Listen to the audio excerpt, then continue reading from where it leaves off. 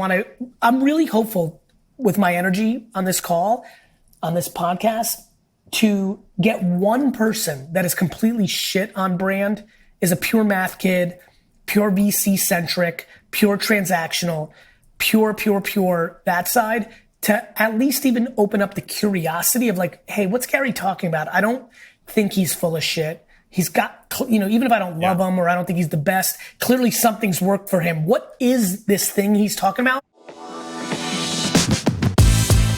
Biggest issue in life is that people think it's either or. We have a lot of people out there that really pretty much live their lives based on other people's opinions. Like, I curse, I don't dress the part, I do me. And then you know what happened? The world came to me. All right. What's up, guys? Welcome to the Deliverr podcast. We are so pumped for this episode. We've got Gary V here. Gary's an author, investor, entrepreneur. You can read all about it. We mentioned a little bit about it in the intro. He's also an avid Jets fan. Want to just get started. I mean, we're obviously going to show this in a few weeks, but Sunday, first opening day for the NFL. Big moment for the Jets. What are you thinking about Zach Wilson and your chances? You know, we're so fresh off the Sam Darnold situation where, VaynerSports, an agency I own with my brother AJ, we're in the final three for Sam. So we recruited him in his home. Like, my final pitch to him was, Sam, if I could have you join VaynerSports and change the trajectory of our company, because we're a young company and getting you would be a big hit, and you go to Cleveland with the first pick, or you don't go with us and you go to the Jets at 3, I would pick the latter. And his parents laughed and all this. And I was in the green room because that year Josh Jackson out of Iowa was a projected first round pick. So we were in the green room when he got drafted. I literally hugged Sam's mom, and she whispered in my ears, I knew Sam needed to be with you. 4 minutes after Sam Darnold was drafted by the New York Jets. Sam had his first dinner in New York with me. Like, he's a real friend. I texted Sam a week ago and just said 15-1. So I love the kid so much because of all that. And it did not work out, obviously, in New York, football-wise. I haven't allowed myself to go there with Zach the same way. Yeah. On the flip side, and with you starting this question, obviously you like football, it's probably hit your radar that some of the hype from Romo and Brewski and others, he's getting real hype, and he looked real fun in preseason. He's good. It would make so much sense to me that it took me being reserved and not buying in for it to actually work out. And so I'm excited about him. The Jets are incredibly young. They're unfortunately a little hurt. We lost 2 major free agents that we signed in the offseason, with Lawson out for the year and Davis, the linebacker, out for 2 months. Literally the back 7 defenders, 5 of them are incredibly inexperienced and late draft picks. Yeah. So I'm a little concerned about this Sunday and the season in general. But the reality is, if Salah and Zach are right, which there's plenty of hope around those two things. Yeah, it could be really great for a while. So I'll be cheering and nervous and excited in a big way.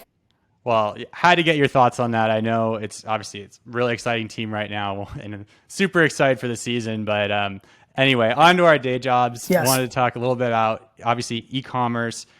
You were early to the space. You're obviously a huge influencer in this space. We have a ton of e-commerce founders who use Deliverr or follow our content, follow your content. So I wanted to just kind of get into the mind of Gary V to say, okay, if you were starting an e-commerce brand from scratch today, what product or category would you launch in? Would you be looking at supplements? Would it be shoes? It's a great question. Sports apparel, and why? And what do you think also would you stay away from? Yeah, I have 2 very different answers. Yeah. Very different. I would either pick something I am religious about, like Jets, like collecting bulls, like wine. And this is the answer to everybody. What do you love so much that 15 hours a day selling it is like a hobby, not like a job? Or pure math. if your hobby is the game, being an entrepreneur, being a DTC or omni-channel retailer, then you just run hardcore math and figure out what's the highest margin item that has the biggest white space, and you just go completely unemotional. And if you're selling sunflower seeds or socks or, what is that arb? Because what's light and you can win this, I did e-commerce in 96. I did it in alcohol, impossible. Yeah. And my product was heavy as shit. Yeah. Right? And the margins were atrocious. I still actually, now that I've become educated, like I'm not even sure how I pulled off everything I pulled off because nothing was going my way. I think those are the actual two answers for everybody who's listening. Do you love it so much that you actually will it to success and it's a hobby while it's a job? Or did you run the quant so hardcore, white space, high margin, lightweight, conducive to social? I would also probably factor in arbitrage. So many people that are listening are either the beneficiaries of or quite aware of the golden era of Facebook and Instagram, CAC LTV life. Sure. And I think something that is TikTok conducive would also be a huge strategy for me, because the organic brand building and the ad arbitrage at scale on TikTok is the next scaled branding, marketing, sales arb. And so I'd probably think very hard and heavy of kind of a 15 to 28-year-old product as well. I like candy a lot.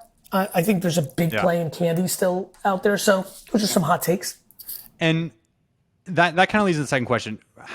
How would you get the word out? Let's say you go, for our Gary V candy company, we raise $1 million, let's say 30-40% of that you're investing in the people, investing in the product, right? The other 60% you get to invest in marketing. How are you deciding, should I put $1 in Facebook? Should I put $1 in Instagram? Or do I put $1 in the influencer state, try to do something more guerrilla marketing? Everybody who's listening knows all the, typical maneuvers. Let me talk about some things that might be an arb. One, the first thing I would think about is thinking about being a media company, not a advertiser. So much to my origin that the world got to know me. The world didn't know me from 98 to 2003. In that 5-year period, and even going back further, I was first mover on that AdWords. I was very knowledgeable about the wine space. So whether it was Mark Squire's bulletin board or Dr. Vino's blog, I was a very good ad buyer on digital. Math, right? Quant, qual. Qual or gray or brand came later, but where the world got to know me was Wine Library TV. And that was me doing a YouTube show about wine that led to so much awareness that all my ads outperformed anything I'd ever done before. And there was organic sales.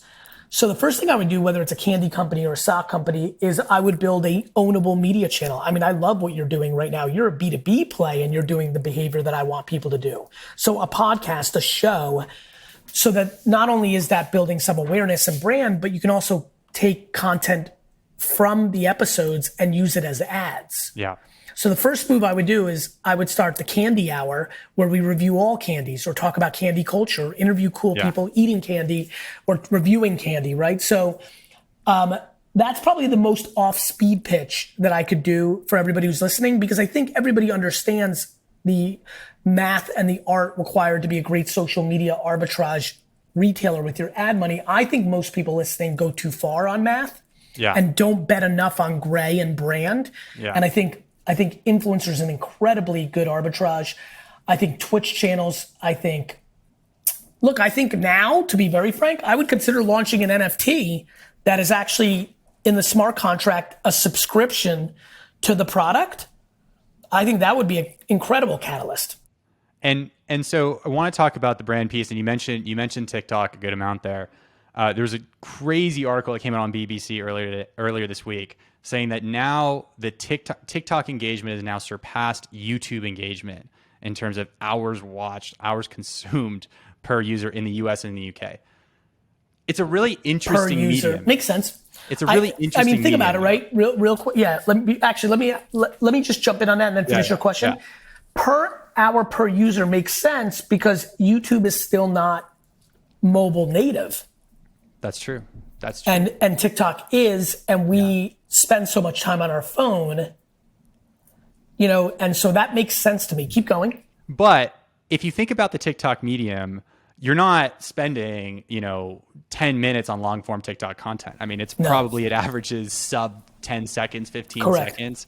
We're going to have TikTok speak at our conference in a few weeks. They'll probably publish what the number is. But, you look at YouTube, it's going to be much more long form content. And that's obviously a lot better for a brand to get their message out. I don't know about that. I don't know if it's better. I think it's different. And I think it's a game of Tell me how it's different. So how would you leverage this type of mobile, really ephemeral, really quick, soundbite type content to build a brand? The same way that I would act differently when I was 19 years old at my girlfriend's parents' house versus the party we went out to afterwards. And what I mean by that is I would respect the room, right? The reason most brands fail is creatively, not media-wise, because that's easy, it's math. Creatively, they don't respect the room. They don't make TikTok native content. They try to impose their will on it, or they're like an awkward, person in the room, right? So like you go to a hot Manhattan club, the 57-year-old that's still trying to do it, just feels creepy. Or even like Dazed and Confused, right? Like the sophomore in college coming back to a high school party, there's a little cynicism, even though he might have crushed it 3 years ago at that high school. A lot of people don't know what native TikTok content is. How would I do it? I would make TikToks. How would I do YouTube? Yeah. I would make YouTubes, right? Mr. Beast on YouTube is YouTube, right? Charlie D'Amelio on TikTok, that's TikToks. And I think every brand here needs to figure that out. And the reality is that's an art. And boy, oh boy, do a lot of people on this call not want art to prevail. But art matters. It's why Purple Mattress is a different company than Casper. They bet on art more than Casper did. And I think a lot of people's greatest rationale, reasoning, and for not succeeding, if you're listening to this podcast, you're the type of person that I want to bet on every day of the week. The rationale and reasoning to why many that listen to this will fail is their obsession with their obsession with math and their underestimation of art. Yeah. That's so fascinating. When you get to, let's say, you're building this brand and it's this really cool, really compelling brand like a Purple Mattress. How do you stay cool? How do you not become that 57-year-old in a hot Manhattan club, right? Actions, right? I'm the coolest I've ever been because I'm so native to where youth plays. Yeah. Right? And that's what every brand has to do, right? The way you do it is by being authentic. I got lucky. I'm authentically a little bit ridiculous and childish, right? Which makes me comfortable in my own skin, which lets me talk about shit that actually resonates to that demo. But for example, when I do LinkedIn, I am less naturally corporate, but I'm definitely contextual to LinkedIn in a different way than I am on TikTok. And so a brand needs to know the flavor. And by the way, on the record, as somebody who spends a lot of time in LA and New York, there's 57-year-olds at the club and hot events that actually pull it off.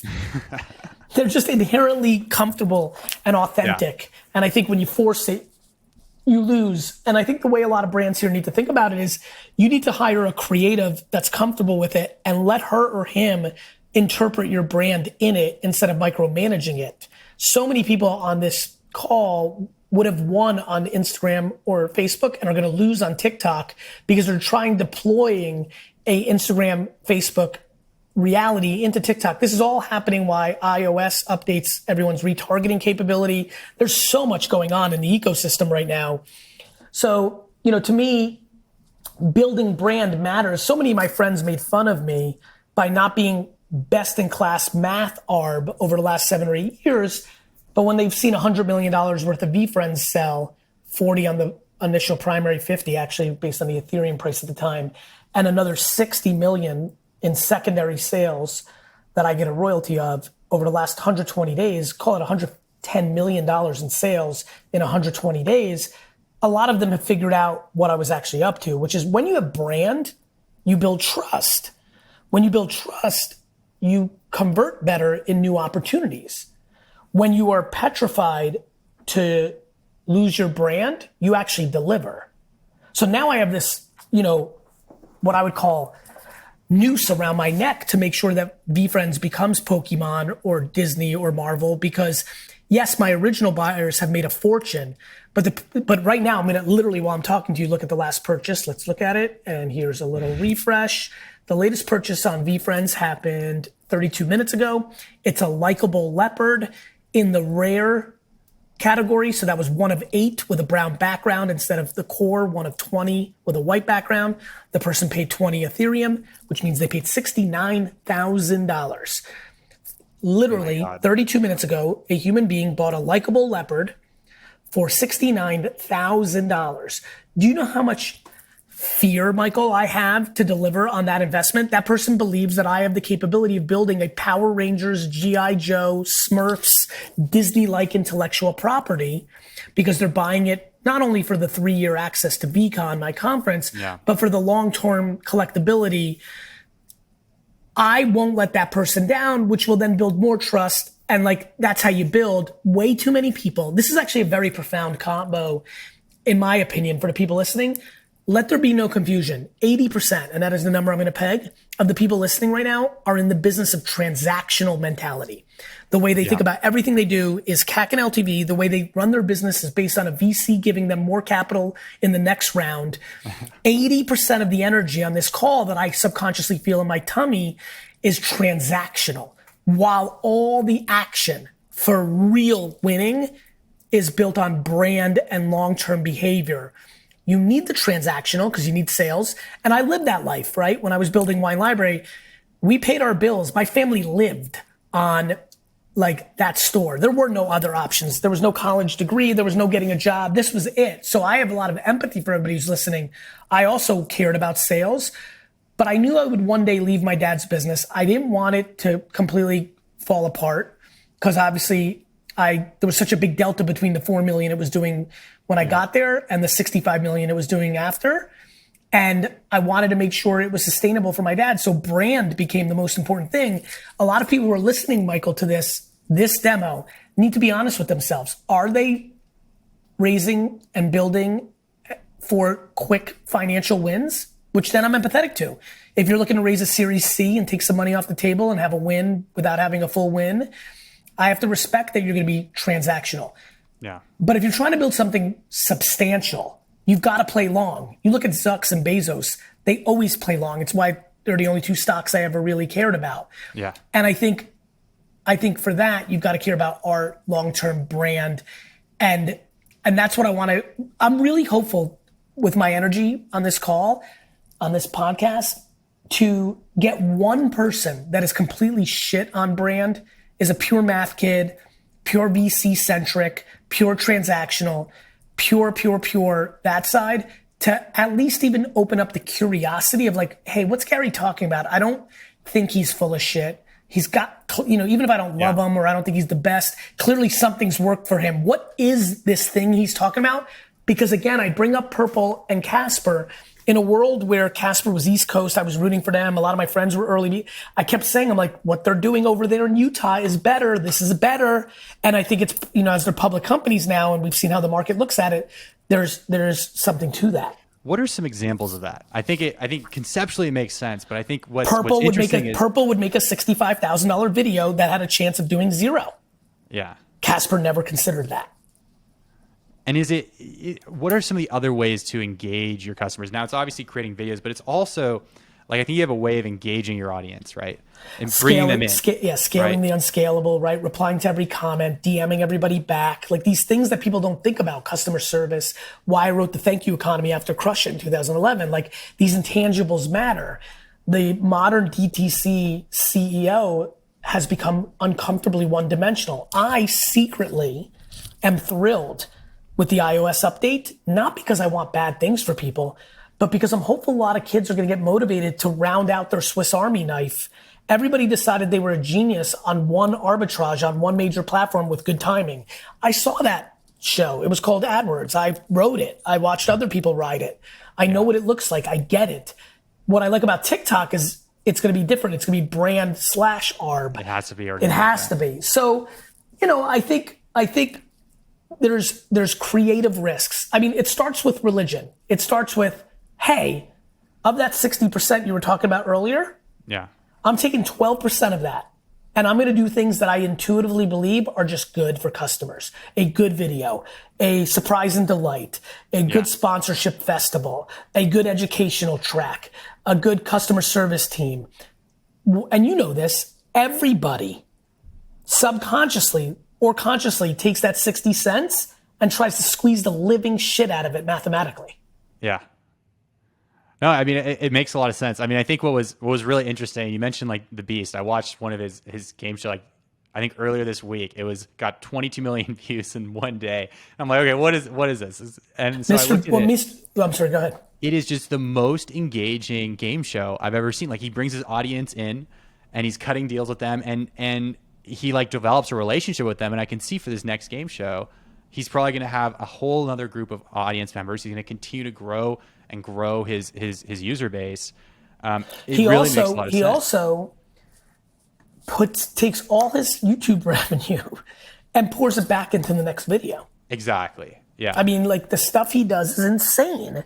Mr. Beast wants to make the greatest YouTube videos of all time, and then he happens to sell $1 trillion worth of burgers. Yeah, exactly. And that's an extreme all the way to the left. Yeah. To the right is 80% of the audience listening, and I think I sit somewhere in that middle. And I believe that middle is a more sustainable game in the long term and has the potential to create billion-dollar outcomes instead of acqui-hires that made you look good, but you had to do it because your funnel ran out. Yeah. And what do you think? So there was a really interesting article, mentioned two companies. It mentioned, I believe it was Warby Parker and Allbirds IPOing, and it was in Forbes, and they were talking about how, their CPA is plateaued, and, the next wave of growth is going to be tricky. What would be some of the things, if you were advising them at Vayner, like to really help and try to build that level of engagement with their audience, right? Become a publisher, not an advertiser. So back to what I said. Yeah. Allbirds should absolutely have a show based on travel, comfort, exploring alternatives because they were such a big alternative. Maybe they want to go into sports. I don't know what they're thinking about. Warby needs to think about, they can go very heady and make it about vision, right? So they can do very they could go very up there, or they could go more practical into fast fashion or cool or modern. Or number two, I would tell everybody who's listening, including those two companies, there's so much more to still milk out of Facebook and Instagram, but it's the creative, not the ad media arbitrage. One piece that's interesting, we talked about this with Michelle in an earlier episode. Buy on Instagram, buy on Facebook. Now it looks like TikTok may be exploring with buy on TikTok.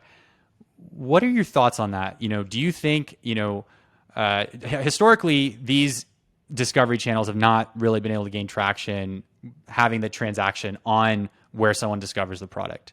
Do you think that could be the next wave? Do you think that could open up a lot of opportunity? Do you think, it's just a discovery platform, you should treat it that way, and you should really focus just on the organic story building? I think it's both. Okay. I think it's both, and I think the economics are too important to the platforms for it not to be both. I mean, why wouldn't the platforms want to be the toll booth and make money? Yeah. Right? So I think But is that a decision for the platform to make? Isn't that the consumer decision in the end? The consumer has spoken. It happens all day long in China. It happens a lot more than people realize. I would argue that the American-centric social media platforms have done an incredibly poor job of making it native. Mm-hmm. And so you think over time, buy on Facebook, buy on Instagram will become pretty core elements of any strategy. Or TikTok will do a better job and take its Asian DNA, where that happens all day long, and do a better job with it. Or as Instagram starts to feel older, as TikTok is such a unique creative platform, the next Instagram is being built by two kids right now in Kansas City, comes out with shopping DNA up front and becomes the winner of 2027. Yeah. But the macro behavior is clear. Humans hate friction. People live in consuming in feeds. This is very effective in other parts of the world. Humans are consistent in macro behavior. This has been more of Facebook doing a poor job with it, in my opinion. And how do you think And about Facebook Inc. Because offline? Instagram should have Instagram's a little fucking different. crushed. No, Instagram should have yeah. fucking down. No. I would argue when I say I wanted to do the Facebook Inc. clarity, Instagram missed the boat. There is no other word. Like Instagram was incredibly positioned to dominate shop and feed. I just feel like they were always half pregnant. Yeah, well, they just published. I just got the update yesterday morning. Now, Shop is now pretty core to the experience, but it's taken some time. It'll be interesting to see though how it drives adoption. Shop on Instagram, but it's brand new. They've been testing over the past, but like 3 years, but it should do well. It should do well. You'd think it would. And how do you think about from a brand building perspective? Offline. So how do you think about, okay, let's say we're building a brand, we're building the Gary V Candy Company, we have 1 billion views on TikTok, it's going well and organic. How do you think about, okay, we should go and start stores, I hold off on that. To me, stores is hold off as long as possible. I think why is that? There's a reason that a lot of dictators have lost wars in the last 800 years. And it's usually predicated on fighting on too many fronts. And I believe that back to the Casper and Purple conversation, that's another example. And I think stores can be great, but let there be no confusion, that's having a second child. And for anybody who has two, like I do, one is different than two. And I think people prematurely, pressured by VCs that want them to go public, SPAC, or sell, open that front way too soon. I think retail's there for you. It's great. I love retail. My dad owns a retail wine shop. I think it's the right play for many people, whether it's strategic and having 8 iconic stores around the world or having 18 in an area. There's a lot of ways to play it. I do think that the longer you can wait, the more you can establish your brand. It's a different game. Most DTC brands are so math arbitrage. Getting in-store traffic and location, it's just a different DNA. And so I'm not against it. But I think pop-up shops, strategic things at cultural events like Rolling Loud or Super Bowl, there's a lot of other, or depending on your brand, local farming markets, store within store, what Toys R Us is doing now with Macy's. Yeah, I think there's some real store within store opportunities. Yeah. Just being a little more creative than just let's hire a head of real estate, let's open up another store in San Francisco, LA, New York. I think there's something better to be done. Yeah, makes sense. I want to be respectful of your time. So if there's one last question, I know you've given a lot of advice already to e-commerce brand founders. What would you say is the number one piece of advice for them to walk away with out of this episode? Brand is the variable. But I'm going to add a couple of more things. Sustainable e-commerce. Not sustainability from an environmental standpoint, though I'm pro that. I mean, things like, how much thought do you think about the packaging? Do you write thank you letters? Do you call and surprise people? Do you just do things that aren't cookie cutter? Given who I am and who I've been as an investor and entrepreneur, I just see a lot of companies, and boy, oh boy, are they the same. I went through a 3-year period where 400 startups that sold products said the same thing, which was, Gary, you're going to buy an umbrella and I'm going to donate an umbrella to a kid that needs it in Seattle. Yeah. You're going to buy, right? And then it's this, and then it's Facebook Arb, and then it's, it's like anything you can do that feels natural to you that nobody else is doing is almost likely going to be the reason you win. Yeah. And so really I would say curiosity, creativity, like stop being a fucking robot. Yeah. So like customer obsession, community building, things of that nature. Yeah. Like put every customer into a Discord and then live in the Discord. That's a new e-commerce strategy. And innovation, right? Like launch 10,000 PFP NFTs that are also subscriptions. And now you have 10,000 paying customers because they're making a dividend and a value prop off the trading of the other asset they've got, which is the PFP. So they're just like, be creative. Yeah. That makes sense. Well, thank you so much, Gary. Thanks, Michael. Really appreciate it. Cheering for you guys. Awesome.